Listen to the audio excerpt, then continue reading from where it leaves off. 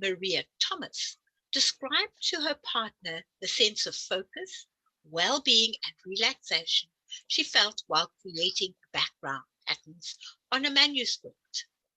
Then her husband, who was or her partner, Rick Roberts, recognized that this state is one of meditation. So together they worked towards creating a system that would teach and encourage others to experience the same sensation. Now, why do they work and what are they? Well, a tangle is a drawing. It's an abstract pattern. It's without orientation. You can turn it upside down, back to front, the right way up, whatever you want. I've got one here that I've done, just a small way that you can see. I can turn it this way. I can turn it this way.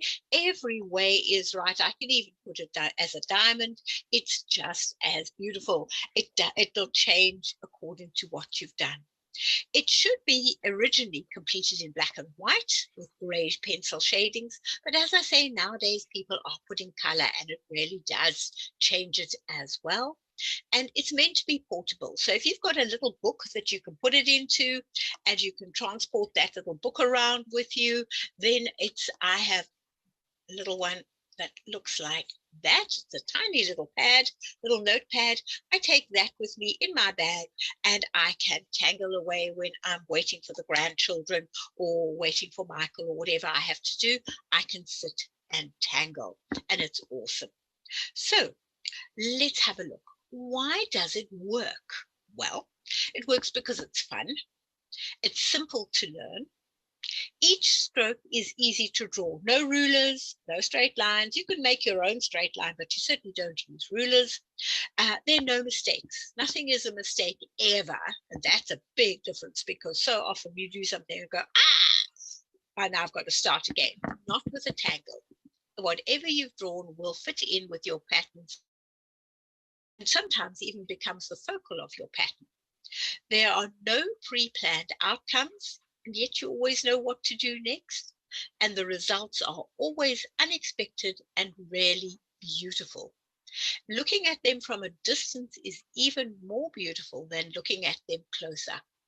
And as you are doing this, you do it with a sense of gratitude and appreciation of, oh, wow, look at that. I can really draw.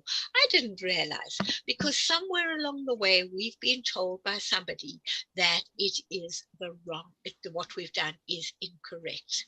And that works with most things. I was listening to the Voice of Australia the other night, and a young contestant came on. She's 22, and she sang absolutely stunningly, but she showed absolute shock when the judges turned and they said, why? And she said, no, well, I thought I could sing, but when I was 9, I had a teacher who also thought liked singing, and when I sang for her, the teacher laughed and said, I thought you said you could sing. And after that, I didn't sing for years because of that. And she had the most fantastic voice, and all because of somebody's stupidity. You do that. It's so easy for a teacher to make a mistake. Or I used to be very careful. If somebody drew something with 4 legs and I didn't know what the 4 legs were, I would ask them what sound the animal made. They would then make the sound and then I'd know what the 4 legs were, so that I didn't say to them, oh, I like your cow. They go, it's a horse, I can't draw. So it's so easy to give people a preconceived idea that they can't. And in tangling, you can. There is no chance that you can't. So that is what is so special about tangling. Now, these are some of the tangles done by people who are in our class or have been in the class, who come and go into the class. This is Jen. Jen has made leaves. That was one of her first ones in the top left-hand corner.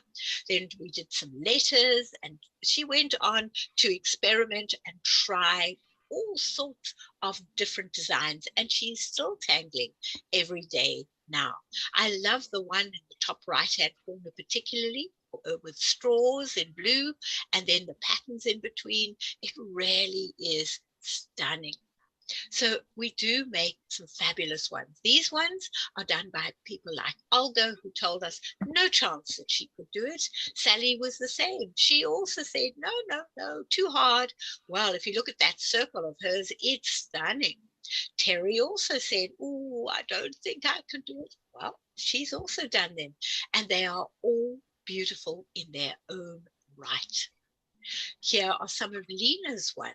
She likes to put them within a shape, and you can certainly do that. You can have an outer drawing, and then into that you can put all your different patterns. The one in the bottom right-hand corner was her first one that she did with me in November last year. Here are some more of hers, and they're becoming more and more elaborate as she gains confidence. She's making them into really beautiful ones.